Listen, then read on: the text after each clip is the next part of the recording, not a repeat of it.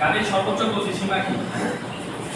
হালকা মোটরযানের ক্ষেত্রে সাইডে হালকা মোটরযানের ক্ষেত্রে আমরা কি বললাম সর্বোচ্চ কত? এখন এখানে তো দেখবেন যে হালকা ক্ষেত্রে কত ভারী ক্ষেত্রে কত। তাহলে আমাদের যেহেতু আলাদাভাবে লিখবেন সেহেতু আমরা তিনটা মোটরযানের সর্বোচ্চ গতিসীমাটা লিখে দিব। তাহলে আমরা জানি হালকা ক্ষেত্রে কত? 70 হালকা বা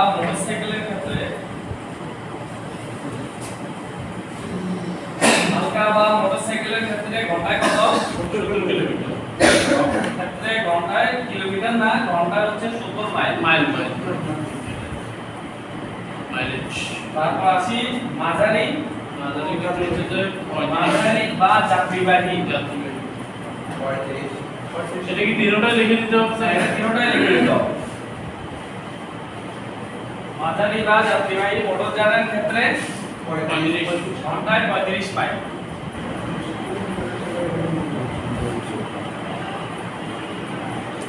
সর্বশেষ কি আছে? ভারী এবং মালবাহী। যানবাহনের ক্ষেত্রে 30 মাইল। আমরা একটু তাড়াতাড়ি লিখবো, আমাদের আরো কিছু প্রশ্ন লিখতে হবে। ঘন্টা আছে, শুধু যেটা চাইবে আমরা সেটাই লিখে দিব।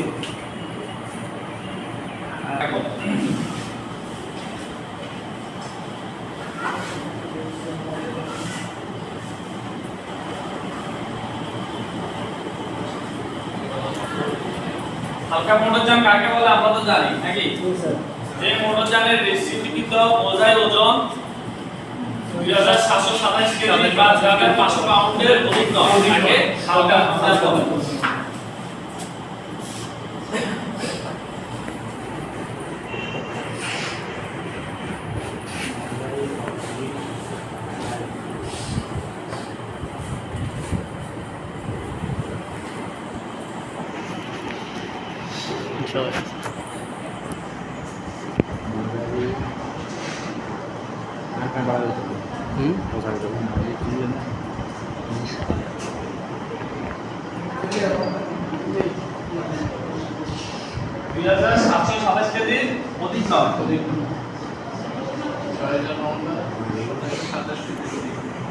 তাকে হালকা মোটরযান বলে।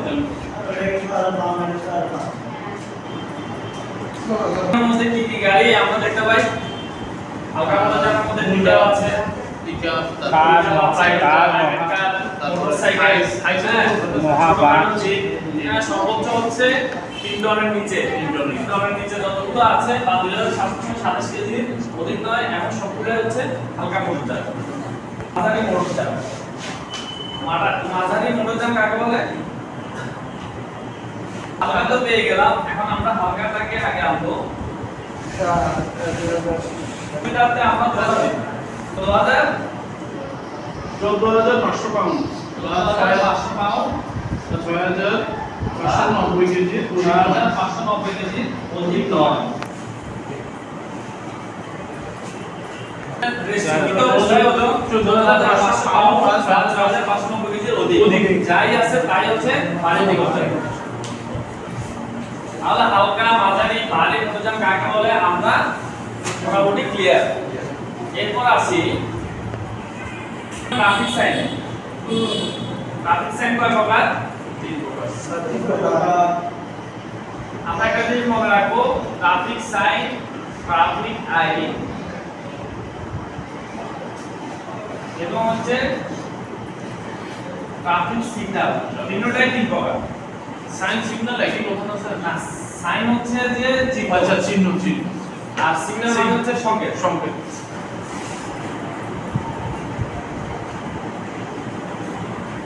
তাহলে আইন ট্রাফিক আইন প্রকার। তাহলে ট্রাফিক সাইন, ট্রাফিক আইন, ট্রাফিক সিগন্যাল সবগুলো 3 প্রকার। তাহলে প্রথমে আমরা ট্রাফিক সাইনটা লিখি। ট্রাফিক সাইন বা চিহ্ন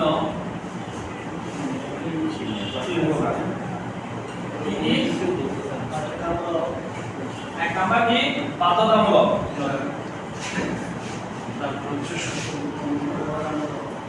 বাধ্যতামূলক, তারপর কি? সতর্কতামূলক। তারপর হচ্ছে তথ্যমূলক।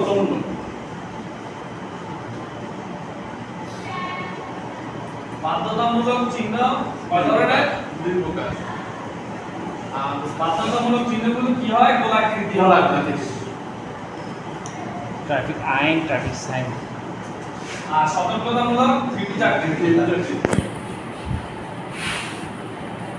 ট্রাফিক আইন, ট্রাফিক সাইন। তথ্যমূলক কি? চতুর্ভুজাকৃতি। চতুর্ভুজ বা আয়তাকার। আয়তাকার।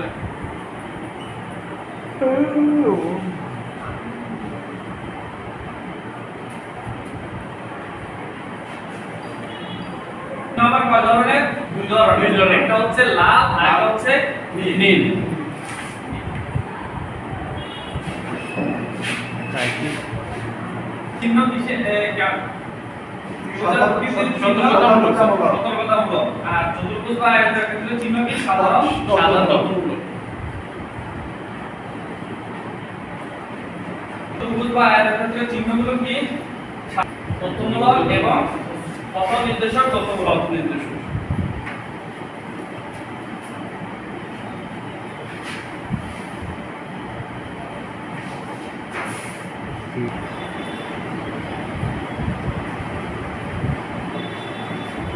তাহলে আমরা প্রথমে ট্রাফিক সাইনের চিহ্ন কয় প্রকার পাইলাম? তিন প্রকার।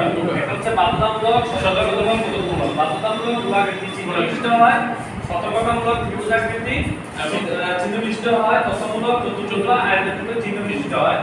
বাধ্যতামূলক গোলাকৃতি চিহ্ন আবার দুই ধরনের। এটা হচ্ছে লাল এবং নীল চিহ্নের মধ্যে আছে। ত্রিভুজাকৃতি চিহ্নগুলো সতর্কতামূলক নির্দেশনা প্রদান করে। চতুর্ভুজ বা আয়তক্ষেত্রের মধ্যে যে চিহ্নগুলো আছে সেগুলো হচ্ছে সাধারণ তথ্যমূলক বা পথ নির্দেশক তথ্যমূলক নির্দেশক। লাল বৃত্ত দ্বারা কি নির্দেশনা প্রদান করে? নিষেধ।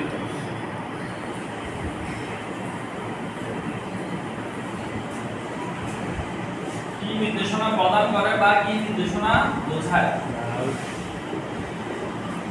লাল বৃত্ত কি বোঝায়?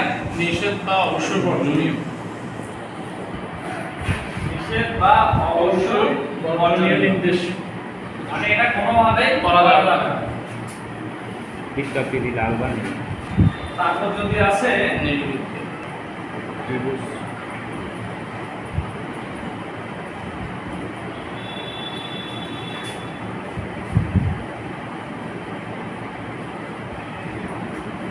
নীল বৃত্ত কি নির্দেশনা প্রদান করে? অবশ্যই পালন করতে হবে। নাবাচক বা অবশ্যই পালন করতে হবে। আমরা নীল রঙের সাদা রঙের আয়তক্ষেত্র দ্বারা কি বোঝায়? যদি সাদা রঙের আয়তক্ষেত্র দ্বারা কি বোঝায়? চতুর্ভুজ হচ্ছে কি? তথ্যমূলক পথ নির্দেশ করে। এই যে আমরা দেখি এখানে আমাদের একটা সাদা রঙের আয়তক্ষেত্র আছে। এই সাদা রঙের আয়তক্ষেত্র দ্বারা কি বোঝাবে? পথ নির্দেশক তথ্যমূলক। এই পথ নির্দেশক তথ্যমূলক সাদা রঙের সাইনগুলো কোথায় ব্যবহার করা হয়? সাধারণ সড়কের ক্ষেত্রে। তাহলে আমরা এখন কি লিখব? যদি পরীক্ষা আসে পথ কি বোঝায় সেক্ষেত্রে আমরা কি লিখব? পথ নির্দেশক তথ্যমূলক সাধারণ সড়কের ক্ষেত্রে।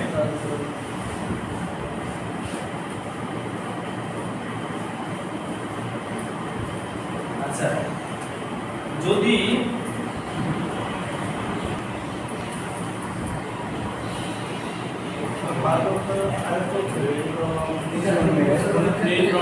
সাধারণ সাদা রঙের আয়তক্ষেত্র দ্বারা আমরা বুঝলাম পথ নির্দেশক তথ্যমূলক সাইন, যেটা সাধারণ সড়কের ক্ষেত্রে ব্যবহার হয়। নীল রঙের আয়তক্ষেত্র দ্বারা কি বোঝায়? সাধারণ তথ্যমূলক নির্দেশনা। যদি সবুজ রঙের আয়তক্ষেত্র আসে তাহলে কি বোঝাবে?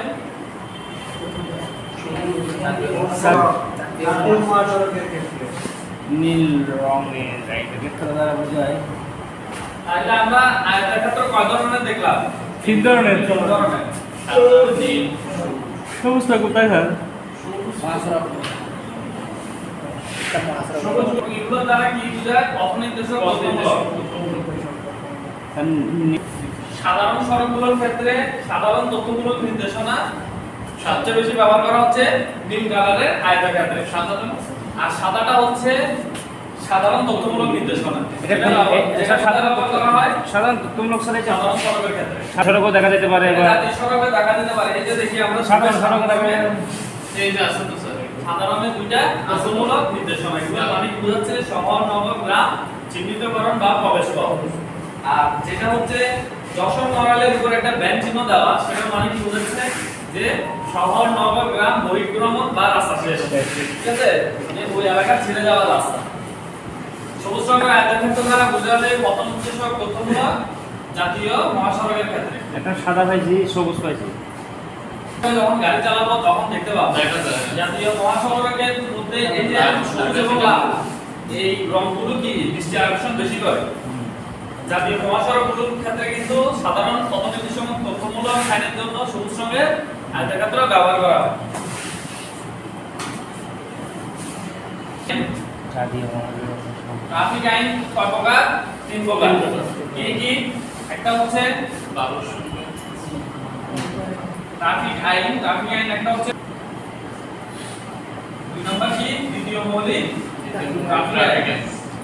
3 নম্বর হচ্ছে তৃতীয় মৌলিক ট্রাফিক আইন। এবার আমরা ট্রাফিক আইনের ক্ষেত্রে হচ্ছে কি প্রথম মৌলিক ট্রাফিক আইন পরিপন্থী কাজ আছে, দ্বিতীয় মৌলিক ট্রাফিক আইন পরিপন্থী কাজ আছে, তৃতীয় মৌলিক ট্রাফিক আইন পরিপন্থী কাজ আছে। এই কাজগুলো তো আমরা জানি নাকি? প্রথম মৌলিক ট্রাফিক আইন বিরোধী কাজ কি কি? যেমন সিট বেল্ট পরিধান না করা, সিট বেল্ট পরিধান না করা, ট্রাফিক আইন কানুন নিয়ম ঠিকমতো না মানা। তারপরে দ্বিতীয় মৌলিক ট্রাফিক আইনের মধ্যে আমরা কি কি উল্লেখ করতে পারি? যে অননুমোদিত ওভারটেকিং করা, হ্যাঁ, তারপর ওভার স্পিডে গাড়ি চালানো, ঠিক আছে, হ্যাঁ, তারপর গাড়িতে অতিরিক্ত মালামাল যাত্রী বোঝাই, এই ধরনের কাজগুলো হচ্ছে তৃতীয় মৌলিক ট্রাফিক আইন। তৃতীয় মৌলিক ট্রাফিক আইনের ক্ষেত্রে আমরা কি কি পরিপন্থী কাজ কি কি হতে পারে? ড্রাইভিং লাইসেন্স ব্যতীত গাড়ি চালানো, হ্যাঁ, ফিটনেস সার্টিফিকেট, রেজিস্ট্রেশন সার্টিফিকেট ছাড়া গাড়ি চালানো, ঠিক আছে, তারপর হচ্ছে ট্রাফিক সিগন্যাল আইন কানুন ইত্যাদি ইত্যাদি না মানা। এগুলো হচ্ছে ট্রাফিক আইন বিরোধী কাজ। তাহলে আমাদের ট্রাফিক আইন হচ্ছে 3 প্রকার। একটা হচ্ছে প্রথম মৌলিক ট্রাফিক আইন, দ্বিতীয় মৌলিক ট্রাফিক আইন, তৃতীয় মৌলিক ট্রাফিক আইন। যদি পরীক্ষা আসে কয় প্রকার, আমরা লিখব 3 প্রকার। কি কি এগুলো? পরিপন্থী কাজ আমাদের আশা করি লিখতে হবে না, তবে আমাদের জানা থাকা দরকার। ট্রাফিক সিগন্যাল কয় প্রকার? 3 প্রকার।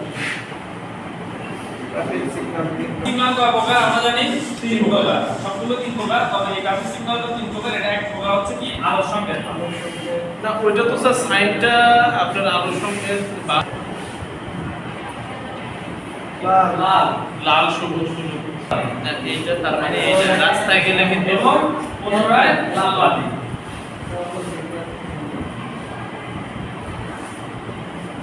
তাহলে আমরা ট্রাফিক সিগন্যালের যে লাইটের চক্রগুলো দেখতে পাই সেগুলো হচ্ছে কি ট্রাফিক সিগন্যাল। এই ট্রাফিক সিগন্যালের কথা হচ্ছে আলোর সংকেত, যেটার মধ্যে দিয়ে কখন আসবে কি লাল। লাল মানে কি গাড়ি অবশ্যই থামাতে হবে। থামুন রেখা আগে গাড়িটাকে কি করতে হবে? থামাতে হবে। সবুজ যখন আসবে তখন আমরা গাড়ি নিয়ে অগ্রসর হব। মানে এটা হচ্ছে গ্রিন সিগন্যাল। গ্রিন সিগন্যাল দিয়ে আমরা কি বুঝবো? গাড়িটা নিয়ে সামনে আগাবো। তারপর আসবে হচ্ছে হলুদ। হলুদ মানে কি থামানোর প্রস্তুতি নিতে হবে। গাড়িটাকে সামনে আমরা থামাতে হবে। এই হলুদের পরে আর কি আসবে? পুনরায় লাল বাতি। তাহলে আমাদের ট্রাফিক আলোক সংকেতের চক্র কি কি? লাল, সবুজ, হলুদ এবং পুনরায় লাল। তার আছে বাহন সংকেত। আমাদের এই ট্রাফিক পুলিশ দেখতে পাই এই বাহন সংকেতগুলো অনেক সময় ব্যবহার করে।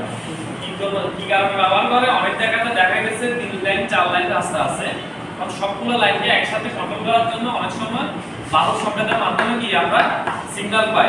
সেগুলো আবার বিভিন্ন ধরনের হতে পারে। যেমন ট্রাফিক পুলিশের ক্ষেত্রে ট্রাফিক পুলিশ যদি সামনে থেকে আগত গাড়িগুলোকে করতে চায়, থামাতে চায়, তাহলে সে কিভাবে থামাবে? এভাবে যেভাবে হাঁটা দিবে। যদি সামনের গাড়িগুলোকে সে যদি আসতে হবে, তাহলে সেক্ষেত্রে সে এই ধরনের সাইন ব্যবহার করবে। ঠিক তদ্রূপ যদি ডান দিক থেকে আগত গাড়িগুলোকে থামাতে চায়, তাহলে সে এভাবে হাত দিয়ে বুঝাবে, আমাদের বুঝে নিতে হবে গাড়িটাকে থামাতে হবে। বা যে রাস্তায় ট্রাফিক সিগন্যাল লাইন নাই সেক্ষেত্রে কিন্তু আলো, সেক্ষেত্রে বাহন সংকেতটা খুবই কার্যকর। তাহলে আমরা যদি এভাবে থাকে তাহলে কি বুঝবো? গাড়িটাকে নিয়ে অগ্রসর হতে হবে। তারপর আরো বিভিন্ন ধরনের পিছন দিক থেকে আগত গাড়িগুলোকে যদি আমরা থামাতে যাই, তাহলে সেক্ষেত্রে সামনের দিক থেকে আগত গাড়িগুলোকে এভাবে আমরা হাত যদি ট্রাফিক সিগন্যাল পুলিশ যদি দেয়, তাহলে আমরা এভাবে কি বুঝবো? গাড়িটাকে থামাতে হবে। আবার যদি আমাদের পিছন দিক থেকে এই গাড়িগুলোকে থামাতে চাই, তাহলে আমরা এভাবে হাত ব্যবহার করব। এগুলো হচ্ছে কি বাহুর সংকেত। এরপর আছে শব্দ সংকেত। শব্দ সংকেতগুলো কোথায়? যেমন হচ্ছে ট্রেনের মধ্যে তো কি শব্দ মাধ্যমে যোগাযোগ হয়। যখন ট্রেনের জংশনগুলো আসে তখন কিন্তু সাউন্ডের মাধ্যমে আমরা বুঝে নিই ট্রেনের অবস্থানটা। তাহলে ট্রেন, লঞ্চ এবং বড় বড় জাহাজ যেগুলো আছে সেগুলো সবগুলো শব্দ সংকেতের মধ্যে দিয়ে একজন একজনকে সংকেত প্রদান করে। তাহলে আমাদের ট্রাফিক সিগন্যাল গেল। এরপর আসি রাস্তার উপরে আমাদের কয় ধরনের রোড মার্কিং থাকে না? 3 ধরনের রোড মার্কিং থাকে 3 ধরনের প্রধানত 3 ধরনের। এক নাম্বার কি বাংলা লাইন বাংলা লাইন, অতিক্রম করা যায়, অতিক্রম এবং ওভারটেকিং করা যায়।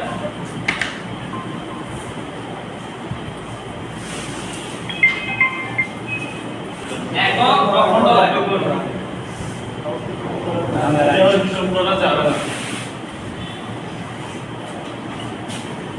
একক অখণ্ড লাইনে এভাবে একটাই লাইন আসবে। এটার মানে কি যা অতিক্রম করা যায় না, অতিক্রম করা যায়।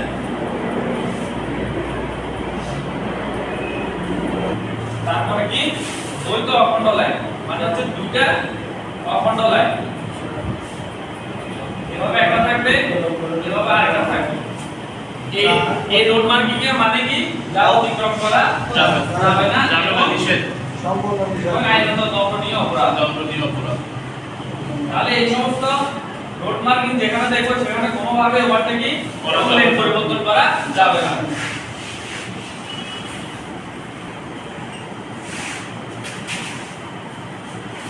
তাহলে আমরা রোড মার্কিং গুলো কি ক্লিয়ার। এরপর আসি সড়ক দুর্ঘটনার কারণ। সড়ক দুর্ঘটনার প্রধান কারণগুলো নিয়েই আমরা আলোচনা করব। প্রধান কারণ কি কি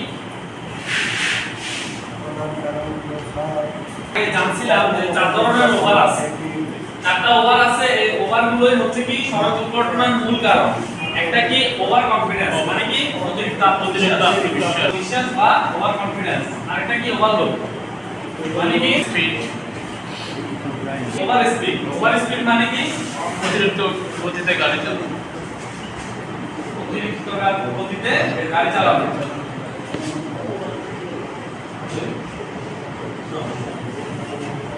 তারপরটা কি ওভারটেকিং, ওভারটেকিং, অননুমোদিত ওভারটেকিং, ঝুঁকিপূর্ণ ওভারটেকিং। এই 4টা কারণ মূলত হচ্ছে কি সড়ক দুর্ঘটনার প্রধান কারণ। এছাড়াও আমাদের আরো অন্যান্য কারণ আছে, তবে আমরা এই 4টা মনে রাখবো। গতিসীমা কত? আমাদের সবগুলো গাড়ির ক্ষেত্রে জাতীয় গতিসীমাটা কত? যেহেতু আমরা সর্বোচ্চ মেইনটেইন করব চালানোর ক্ষেত্রে, যে আমরা যখন হালকা গাড়ি চালাবো তখন সর্বোচ্চ 70 এর বেশি উঠবো না, যখন মাঝারি চালাবো 35 এর বেশি উঠবো না, যখন ভারী চালাবো তখন 30 এর বেশি উঠবো না। তবে যেটা হচ্ছে কি জাতীয় গতিসীমা, সেই জাতীয় গতিসীমাটা কত সেটা আমাদের জেনে রাখা প্রয়োজন। জাতীয় গতিসীমার ক্ষেত্রে 3 ধরনের ভাগ করা হয়েছে। একটা হচ্ছে কি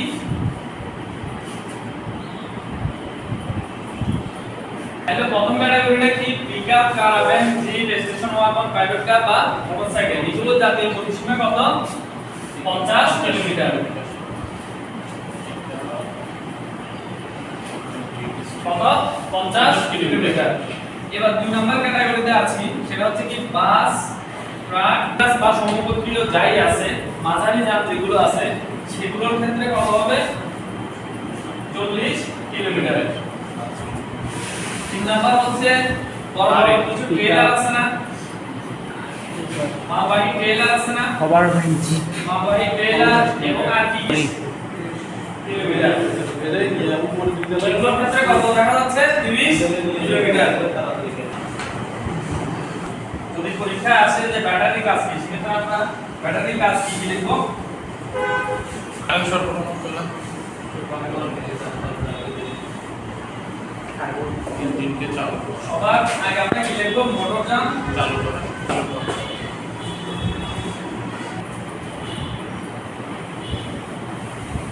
মোটরযান চালু করতে সাহায্য করা, ইগনিশন চালু সিস্টেম চালু করতে সাহায্য করা, লাইট অন এবং ইন্ডিকেশন জ্বালাতে সাহায্য করা। মূলত আমরা ব্যাটারি রিকোয়ারমেন্ট দিয়ে দিলে আমাদের হবে।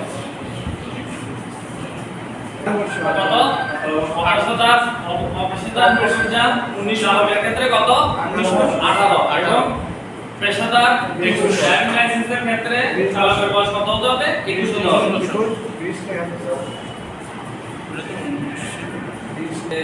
কোন কোন স্থানে গাড়ির হর্ন বাজানো নিষেধ সেগুলো আমরা আশা করি সবাই জানি। কোথায় হতে পারে সেগুলো? সেগুলো হচ্ছে নীরব এলাকায়। নীরব এলাকায়।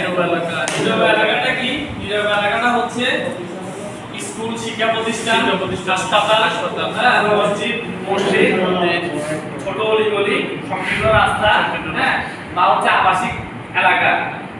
এই এলাকাগুলোর 100 মিটার চারদিকে 100 মিটার দূরত্বকে নীরব এলাকা বলা হয়। এই নীরব এলাকার মধ্যে হর্ন বাজানো নিষেধ।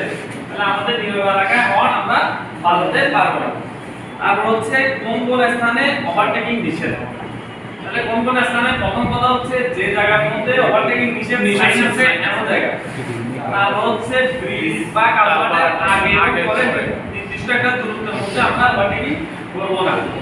তারপর হচ্ছে সরু রাস্তায়। তারপর হচ্ছে কোন দিকে? বাম দিক দিয়ে। বাম দিক দিয়ে কখনো ওভারটেকিং করা যাবে না। শিক্ষা প্রতিষ্ঠানের সামনে, মসজিদ, মন্দির বা হচ্ছে যে সমস্ত জংশন আছে বা বাজারঘাট আছে, ক্রাউডেড এরিয়া, ওই এলাকাগুলোতে ওভারটেকিং করা যাবে না। তারপর হচ্ছে কোন কোন স্থানে পার্কিং নিষেধ।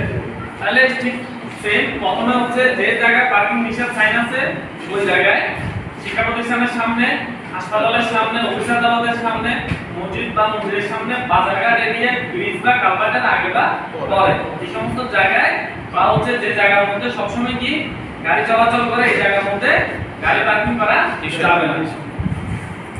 হ্যাঁ, গাড়ি রাস্তা কোন দিক দিয়ে চলবে? আমাদের বাংলাদেশের ক্ষেত্রে আমরা দেখি আমরা সবসময় যাত্রী উঠানামা করি রাস্তার বাম পাশ দিয়ে।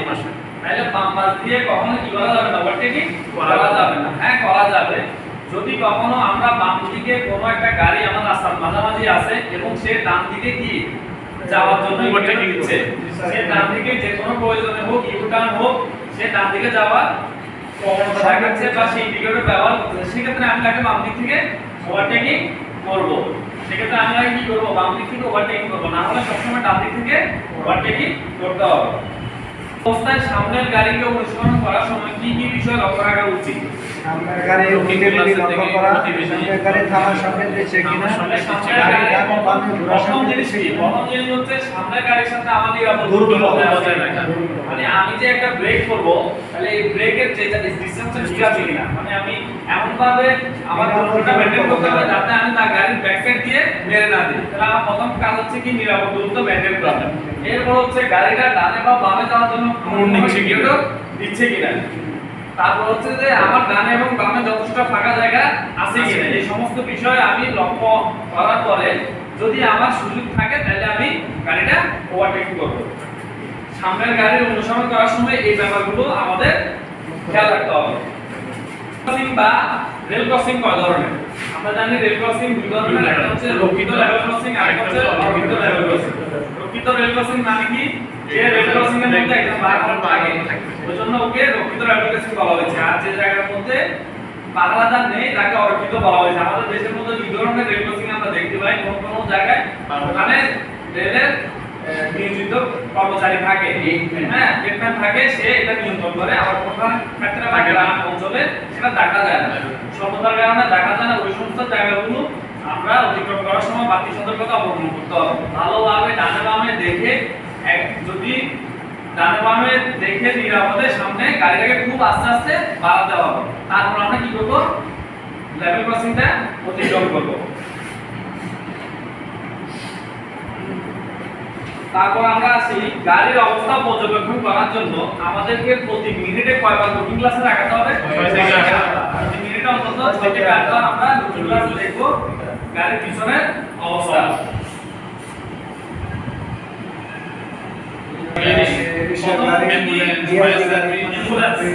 ফায়ার সার্ভিস, এগুলো হচ্ছে জরুরি সেবার মধ্যে পড়ে। এগুলোকে সবার আগে ওভারটেকিং করার সুযোগ দিতে হবে।